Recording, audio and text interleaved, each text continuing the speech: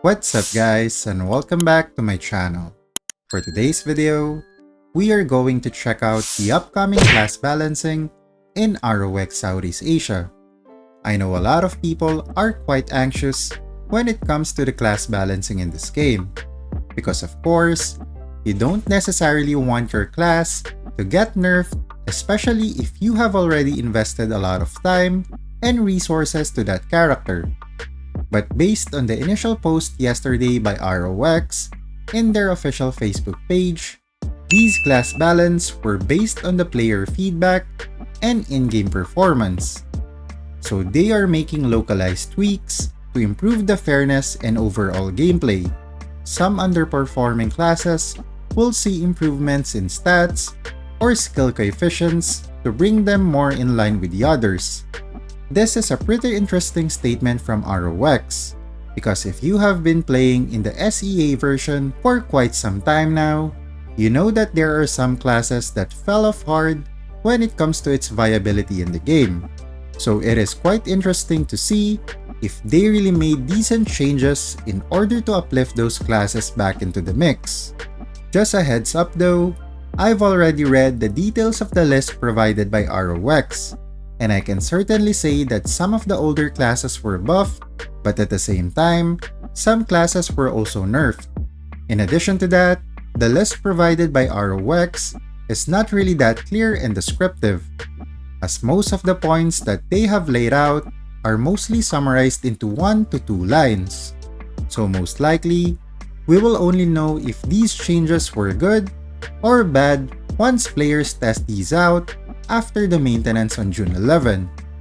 Now, the list that you are looking at is the spreadsheet provided by ROX. You can also check this for yourself using the link shown in the description below. So the first change that they have made covers all the classes in the game, as this is pertaining to the Ghost and Neutral element.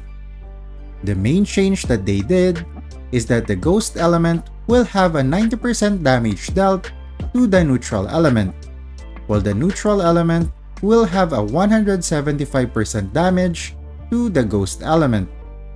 It is quite straightforward, and this will basically affect the Ghost and Neutral element users in the game. For the second item, which is for the Taekwon class, the Tome equipment will now have an increased damage to large size monsters. Previously, the size modifier for the Tome were 100% to small and medium-sized monsters, and only 50% to the large-sized monsters.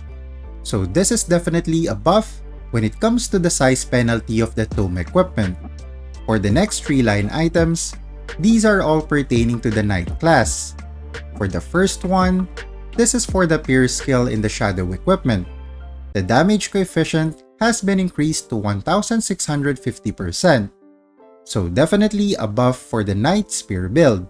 For the next 2 lines, these are pertaining to the Shadow equipment as well, specifically for the Bash skill. Although this is what I'm talking about earlier, as the description is not really that clear, as it only indicates that the trigger doesn't take up the action time. Since I'm not a Knight player in the game, I'm not really sure how this change will affect the Bash skill. Maybe someone can write it down in the comment section below. For the next class, which is for the Crusader, they are optimizing the auto battle casting logic, which releases the pressure skill upon reaching 3 stacks of the Sacred Force. This change is specifically for the spear build of Crusaders. For the next 2 line items on the list, this is for the Priest class. And boy, this change, or should I say nerf, is quite big, especially when it comes to the PvP aspect of the game. So for the first line item, they have increased the damage coefficient of the Magnus skill, reducing the max quantity from 6 to 3 and the duration from 10 seconds to 6. The second change that they have made for the Priest is quite big, as this will affect the one-handed rod and shield build, which is the more common build used in PvP. What do I mean by that? The Epiclesis skill, or in layman's term, the Group Revival or Resurrection skill, will now be exclusive to the book build of a Priest. Now that is a big nerf, because one of the reasons why the one-handed rod and shield is commonly used in PvP is because of the additional survivability stats provided by the shield. However, because of this change, this build can no longer do a group revival in PvP, as they are now restricted to the single resurrection skill after the patch. I'm pretty sure that a lot of players will not be happy about this change. Moving on to the Mage class, there are a lot of changes made for this job, and in my opinion, these changes are quite good and beneficial moving forward. For the first one, which affects the energy coat, after the patch, the physical and magical damage taken by the Mage when using an energy coat will be reduced by 10%. At the same time, the damage reduction can scale even higher when you have a high vitality stat, up to an additional 10% reduction gained. The next item is pertaining to the Amplify Magic Power skill, so they have changed the stat boost for this skill from a 10% physical attack to a 15% final magic damage bonus. Wait, what? Are they serious about this? The current stat of the Amplify Magic Power skill provides physical attack. What the The skill is named Amplify Magic Power, then it increases the physical attack. What? But anyway, I'm glad that they have corrected this error in this skill. For the next item, which is pertaining to the Kindle skill, the Kindle stacks can now reach up to 4, while the damage will be stackable as well. However, the fire attribute's damage boost remains unchanged. And for the final change for the Mage class, this is pertaining to the Soul Vulcan Strike, where they increased the skill damage multiplier by a lot. In my personal opinion, the changes that they are applying to the Mage job is a buff, especially the part where they are correcting the stats for the Amplify Magic Power. Now, moving on to the alternate class of the Mage, which is the Sage. The first change that they have made is for the Advanced Book, which increases the final attack speed of this class. Before, it requires 60 int to increase the final attack speed by 3%. Now, it only requires 15 int to increase the attack speed by 1%. This is clearly a buff for this skill. Next is the Advanced Book 1 in the Shadow equipment, where they have increased the skill multiplier for the increase in extra final attack speed. And for the final item for the Sage class, which is pertaining to the auto spell, they changed the main stat from agility to int. Now, the auto spell will have the description every 750 int increases the elemental arrows level by 1 up to 4 levels. I think the changes that they have made for the Sage class are quite good, and will benefit the players who are currently playing this class. Moving on to the Assassin class, where there are 6 line items that will be adjusted on the next patch. The first one is the Meteor Assault, where they change the damage dealt from a neutral attribute to a weapon attribute instead, while also decreasing the variable cooldown time from 30 seconds to 20, and allows the skill to trigger critical damage.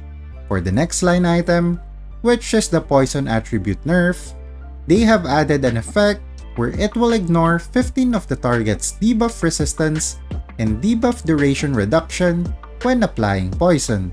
For the next one, which is the new Poison Research, the damage dealt by the Enchant Poison skills may now trigger critical damage. For the Dark Claw, they have made an adjustment where the increase in the damage taken is now from the caster's normal attack. And for the commonly used skill of an assassin, which is the Sonic Blow, they removed the 2400 fixed damage, and instead, they changed the strength multiplier from 100 to 300. And finally, for the last skill for the assassin, which is the Spinning Cross Impact, they have adjusted the auto battle casting. The Spinning Cross Impact triggers at 10 spin points, and it triggers critical damage depending on your final crit and final physical damage bonus. Now, to be honest, I'm not really certain if these changes are good for the Assassin class. Maybe an Assassin user can give their thoughts in the comment section below. Moving on to the final class for this video, which is the Hunter. Do take note that I will stop at the Hunter class in order to not make this video too long. I will just create a part 2 video to cover the remaining class in this spreadsheet, so make sure to stay tuned. For the Hunter, the Beast Bane skill will now require 80 dex instead of 100 to increase the damage by 1%. The damage increase can also go to a maximum of 50%. For the Vulture's Eye, they have adjusted the stats from a final damage bonus of 45% max down to 30%. And they have adjusted the mechanics where this will no longer be a factor in normal monsters when calculating the surrounding targets.